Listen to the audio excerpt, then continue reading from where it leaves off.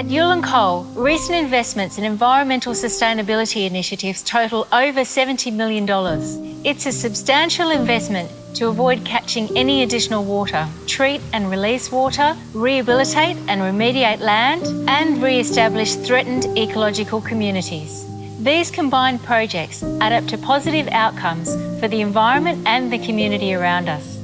Ulan Coal have invested heavily in water treatment technology so we can manage both water volume and water quality for the entire life of the operation. So the water infrastructure at Ulan is to provide for two major underground mining operations that are currently mining a saturated seam. Our daily challenge is to ensure the extracted water is managed safely and sustainably. Ulan has several water treatment facilities that utilise a combination of traditional and membrane technologies, specifically designed to cope with the types of water that we encounter on site. This water treatment plant has a customised pre-treatment and filtration system. It has 3 reverse osmosis and 5 ultrafiltration trains and uses state-of-the-art cleaning technology to maintain the efficient operation of the plant. Here at Ulan Creek, our treated mine water is first released back into the local waterways. Our planning involves the integration of new system components and managing the variability of the water coming up from the underground mine. The Goulburn River Diversion Remediation Project was developed from a series of targeted studies and preparation of a concept plan which was shaped by community feedback. The project is addressing legacy issues with the original diversion, which effectively was a channel with unstable banks. By minimising bank surface water and establishing short-term and long-term sediment controls, the Goulburn is now stable.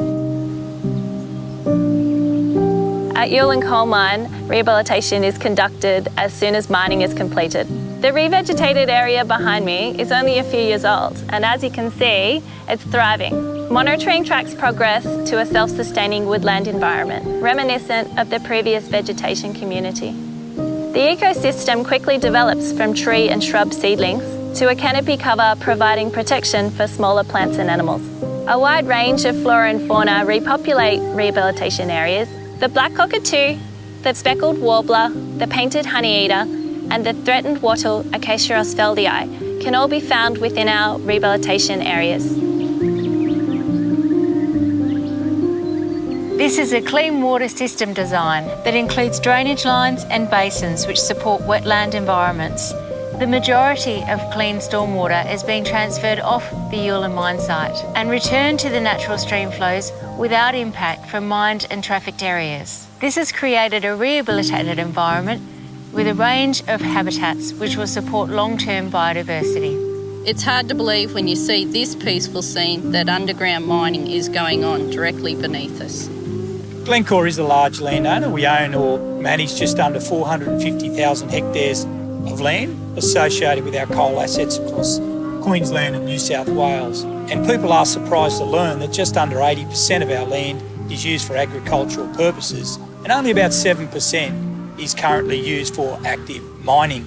A large portion of our land is managed by Glencore's own pastoral arm, Kalinta Holdings, and their operations span over 1.1 million hectares of land. They typically run up to about 50,000 head of cattle.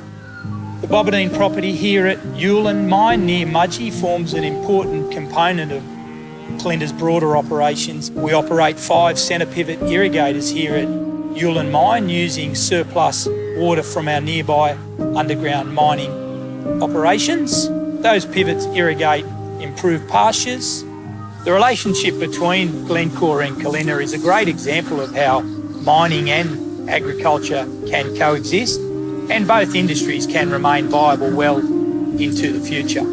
I'm very proud as an environment scientist to work in this business. The Glencore leadership team have always supported continual improvement projects with a sound scientific basis.